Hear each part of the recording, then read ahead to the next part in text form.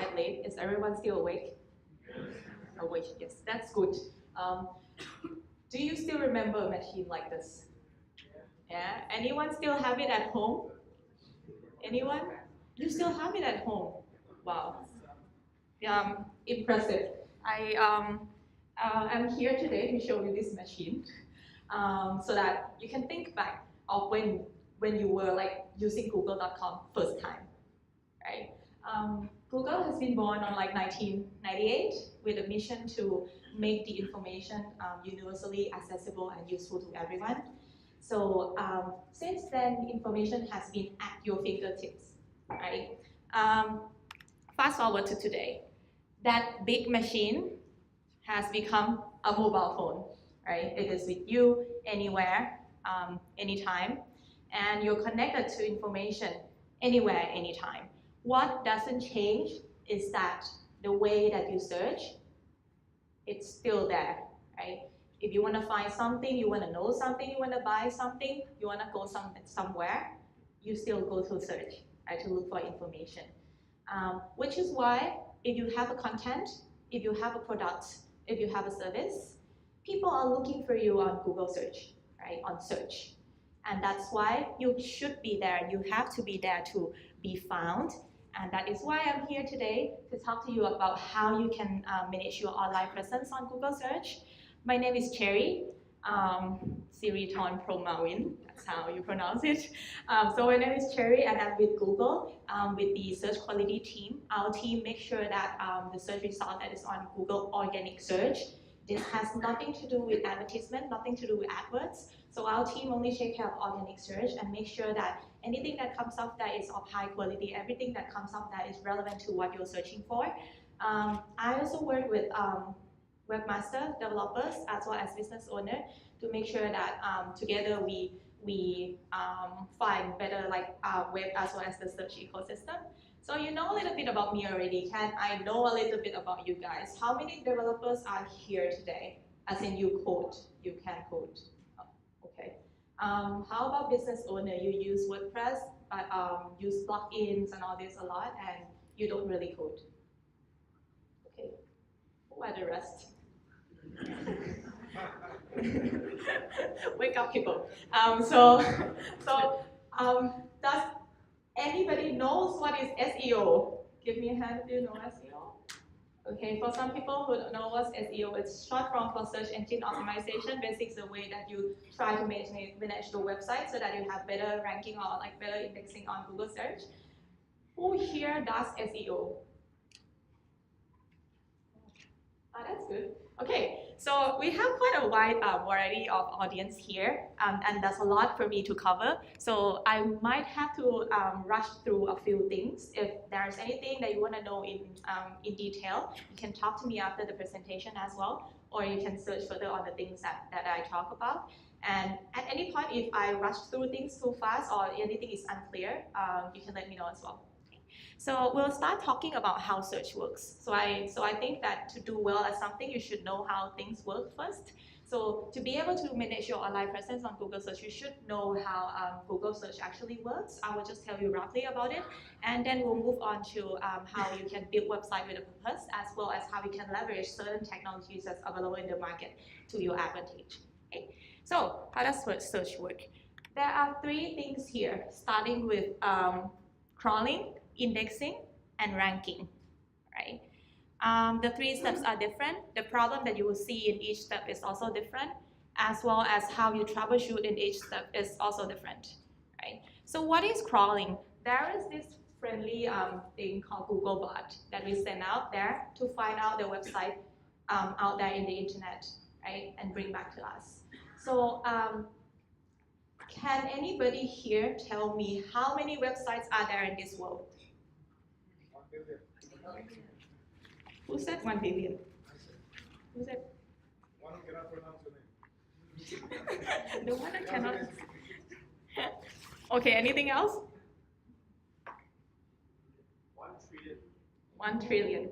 No one wants to play with me. I come with a prize today, so stay engaged with me. I'm giving you the prize of, because you said 1 trillion, but not because you got it right.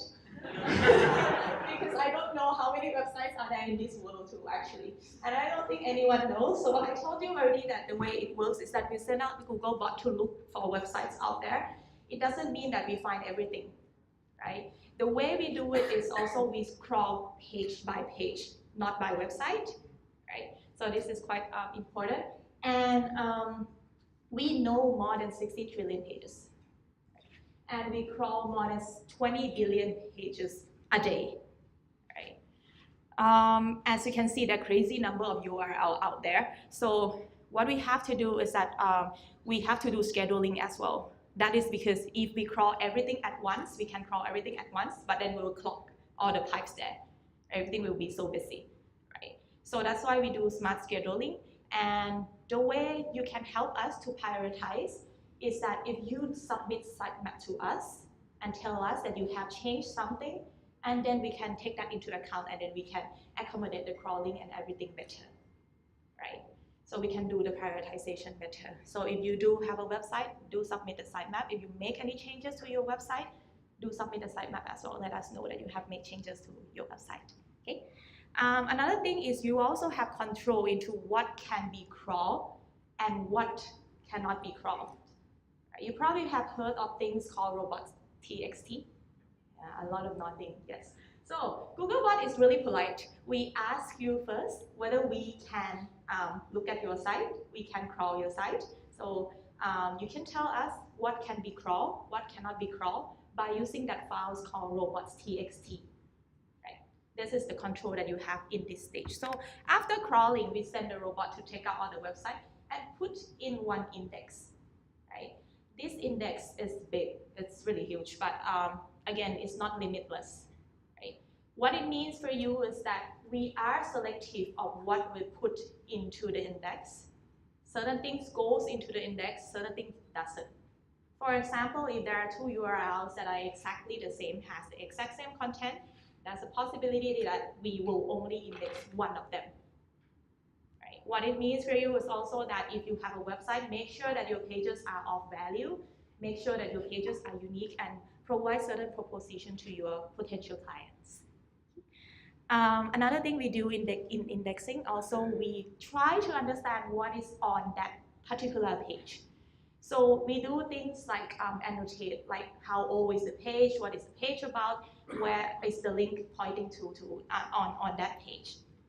These are the things that we do in these steps, and we read or we understand more than just words, right? So we also do rendering with like slightly old version of Chrome, but we try to be as close to human as possible to try to understand the page, right?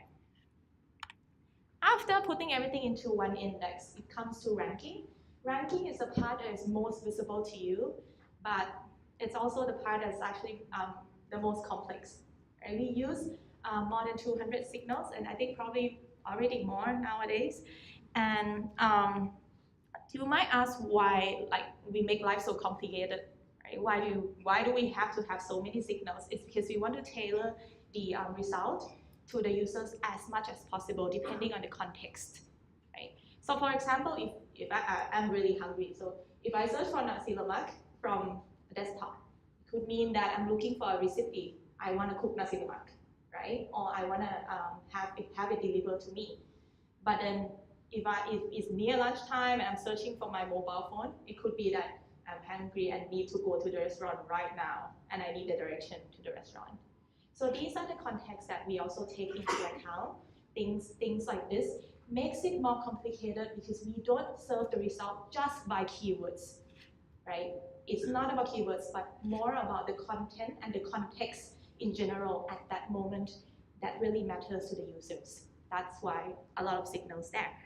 And another thing that's quite interesting, I think, is that we have more than 15% of searches a day that are new. So as you can see, we're not dealing with things that are like, if you search this, you get this. If you search that, you get that. Things are very dynamic, and things happen real time. New things come in all the time. That's why a lot of signals that we use there. Okay. I want to walk around a little bit. So can anybody tell me what are the 3 steps that we use for how search work? indexing, crawling, ranking. Okay, because you raised your hand up.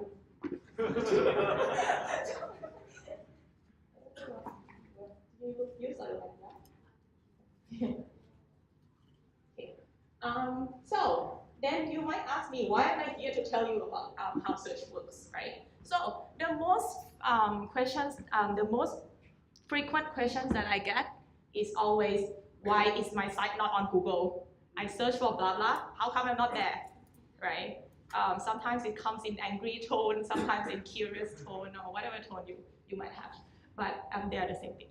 So if you're wondering the same question, why am I not there on Google? The first thing you can do is to search for your site using site, S-I-T-E, colon, and then followed by your domain. For example, if your website is mysite.com, then you would do site, colon, and mysite.com. This is to tell search engine that I only want to see the result from that domain. What you're doing here is to check whether you're being indexed on Google or not.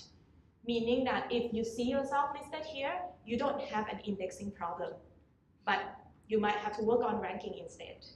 Or the keyword that you're searching might not be so relevant to your business or whatsoever, right? But if you see yourself here, it means at least you have passed the first step. You don't have problem with indexing. Another thing that you will see when you do this is that you will see the 3 lines there, right? This is what we call title, and then these 2 which we call description. This is the first interaction that you ever have with your potential clients or potential user or anyone who would come to your website. It showcases what you have on your website, it showcases your value, and it showcases why people should be clicking into your website. So these 3 lines, very, very, very important, the title and the description. If you walk away from this presentation, would like you to also search for your website and make sure that you get these 3 lines right, because it is critical to your business, right? Because when you do search on Google, there are a lot of things coming up there, and you don't spend a lot of time reading them, right? What you always do is that you skim through, and then whatever relevant to you, you just go in. That is why these 3 lines has to be relevant, has to be clear, and has to make sure that you stand out from the crowd. Okay? You can control this line by using a meta tag, so call it meta tag description, as well as the tag, the title tag. For WordPress, I believe there's also like a plugin out there that you can use to customize or change these 3 lines. It helps us understand your website better. Okay. Apart from that, I see that a lot of people would like to have these fancy things, like you see the picture here, or like the stars there, the review. I see a lot of nodding. Yeah, everyone wants that, right? It kind of makes your asset like bigger, right? You stand out from the crowd, and then people actually understand your business easier that way, right? Like you show people what you actually have. You can do that. You can have that through using structured data. Or more like you can help us understand your website more using structured data, so we can use that information to put it into your snippet on the search result. This can be used with many things like articles, books. You probably have seen books with price and stuff like that, availability. Podcasts, if you use. Recipes, this particular one is a recipe. Reviews. If you have reviews on your articles and stuff like that, you can use it too. And products. So products will tell you the pricing as well as availability of the product. Okay, so these are the extra thing that you can have on the search result if you do structured data. So what is structured data, right? Basically, it's a way that you tell us. So no matter how ugly or how messy your code might be, it's a way that you tell us that, hey, out of all the code, here is the product. Right? Out of all the code, here is the review. So search engine understand instantly where are the reviews, where are the things that we should be showing and extracting on the search result. Right? The way to do it is that usually if you hand code your website, then you would be using like schema.org, and then you would use like the file format that is available there. you will see that apart from the example that I showed you just now, on mobile phone you also see it as a rich card as well as a carousel there as well. So these things are the things that is extra and I think you should be using it. This is how the code would look like if you hand code your website. So you can use microdata, you can use like, the one I prefer would be JSON LD. I think it's easier to maintain, but it's entirely up to you. It's up to your preference, right? And I see a lot of people scratching heads. So if you do not hand code your website, if those things are really scary to you, then WordPress also have a lot of plugins that you can use out there. But again, with plugins, I think a lot of people have been talking about it already since in the morning. Be careful with your plugin, do a check, make sure that you use plugin that's trustworthy and plugin that's secure. So you can use the plugin out there that would help you to do this structured data as well. After you implement it, you can test it by using our tool that's called Structured Data Testing Tool. So look for Structured Data Testing Tool. It will tell you whether whatever you have implemented is completed, or like what we see from what you implemented. Right? So that's what you can do after you implement it.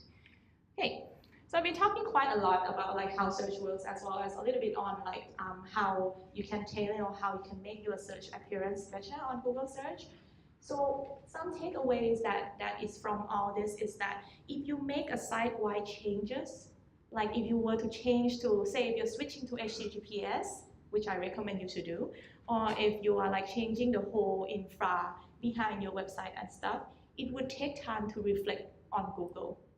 But the thing you can do is that you can try to help us understand your change, or try to tell us how to prioritize better by submitting sitemap to us, so we understand what is going on faster, right?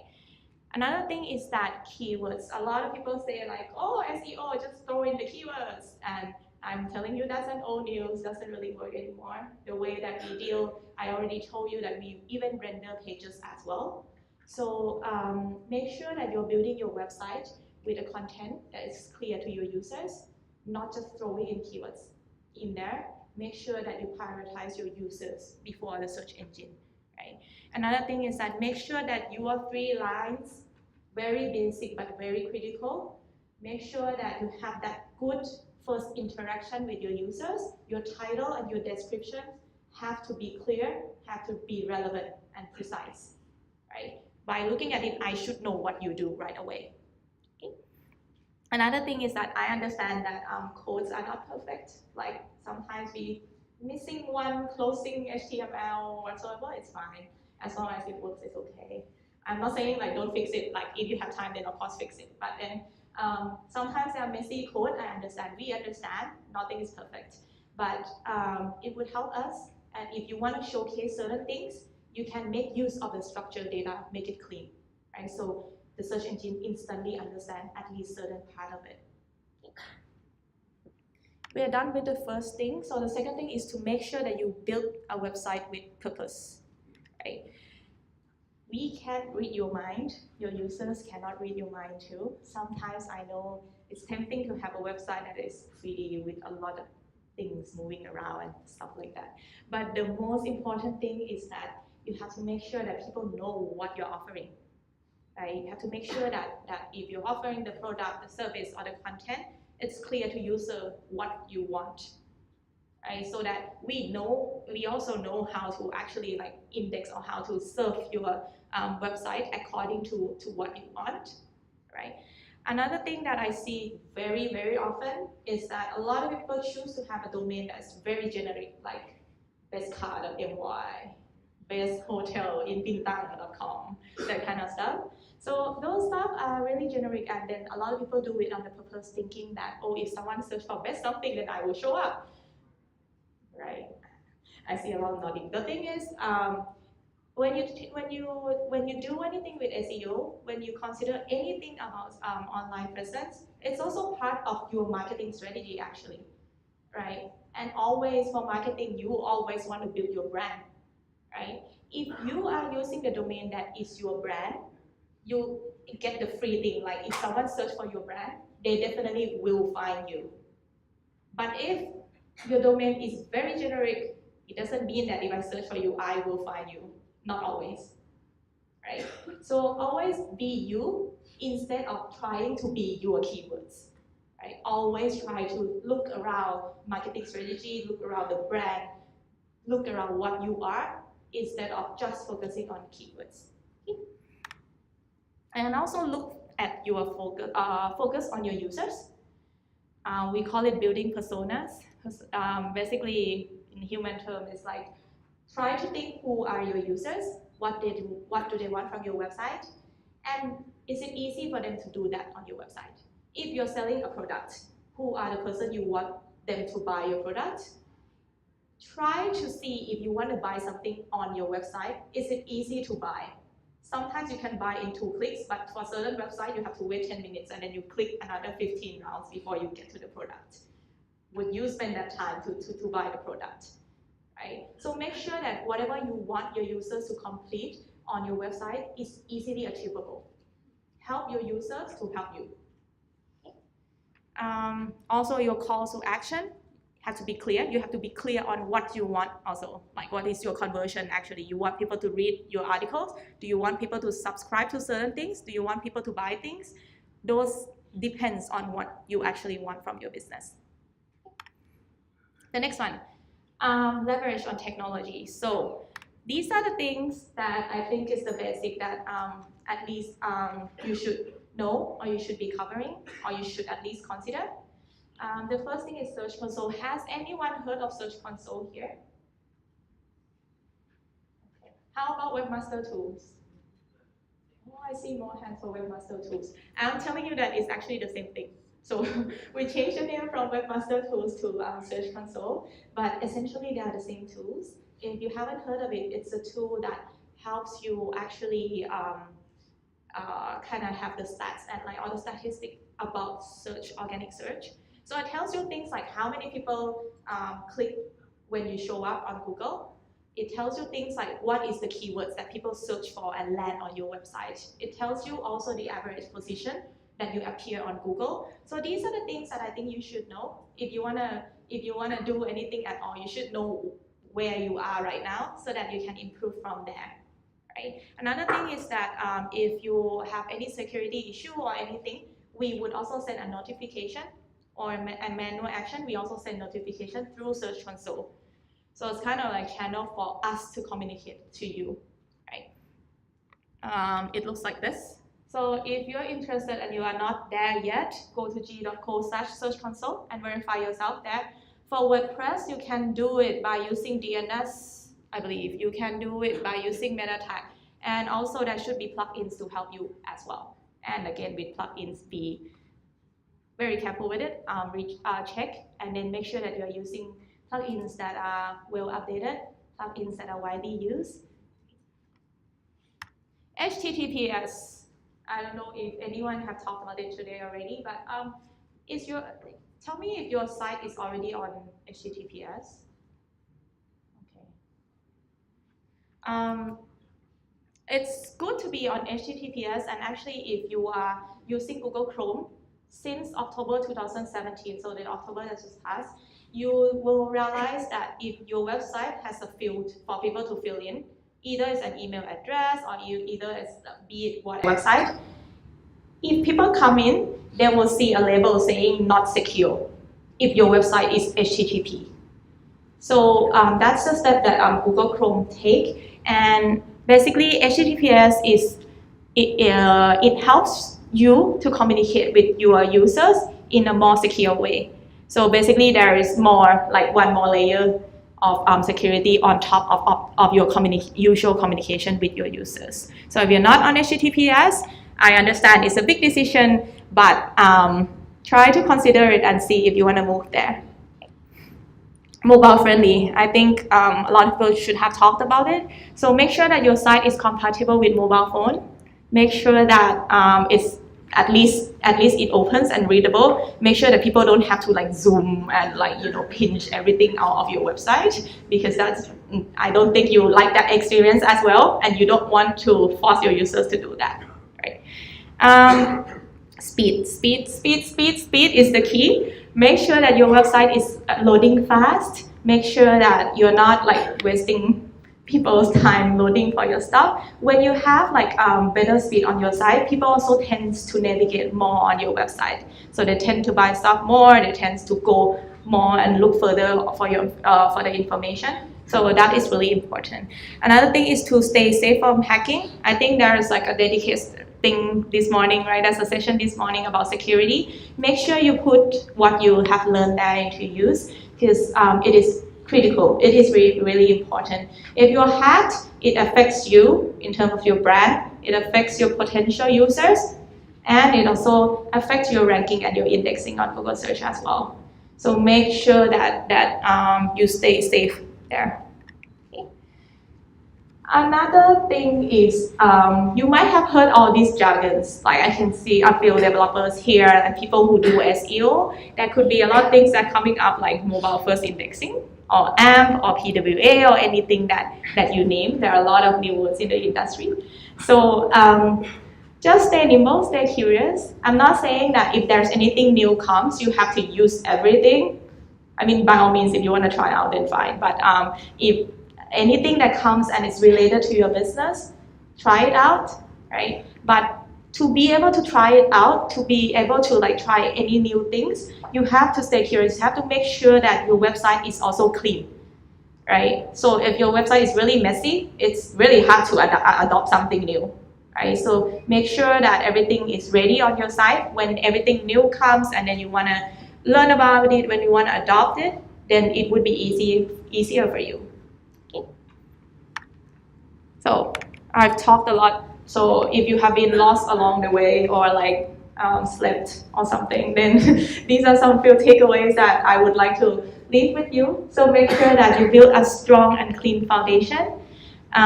This means that now you know how search actually works. At least try to see if you're being indexed there. Okay. And make sure that your 3 lines, very critical. 3 lines are like communicating well with your potential users. Use the markup, use the structured data if you have things that can be used like recipe, reviews, or product and stuff like that. Make sure that you make use of it so you have like bigger space there as well. Be on Search Console. So that is the only way that we can communicate with you. If you're not on Search Console, we don't know who owns the site, right? We send out Googlebot. We know the site exists, but we don't know who's the owner. So if we have a data to give you, we don't know who to give to. If we have something to tell you, we don't know who to tell. So that is really important. HTTPS, right? Consider moving there if you're not there yet. Mobile, important. Speed, as well as stay away from being hacked, right? Build your site always for your users with a purpose that is clear. Make sure that you know what you want from your website. Okay. Another thing is to stay nimble and curious. Make sure that your website is clean and adaptive to new things that might come. If you have time, then try to experiment, try to test out new things. That is good as well. Okay. I'm actually done here, but if you would like to learn more about anything that I talk about, you can find all the resources under google.com/webmasters. And if you would like to follow us on social media, that is the thing. So Google Plus, if anyone is using Google Webmasters, do not laugh. Twitter.com, so you follow us on that handle, and google.com/webmasters. Right? Okay.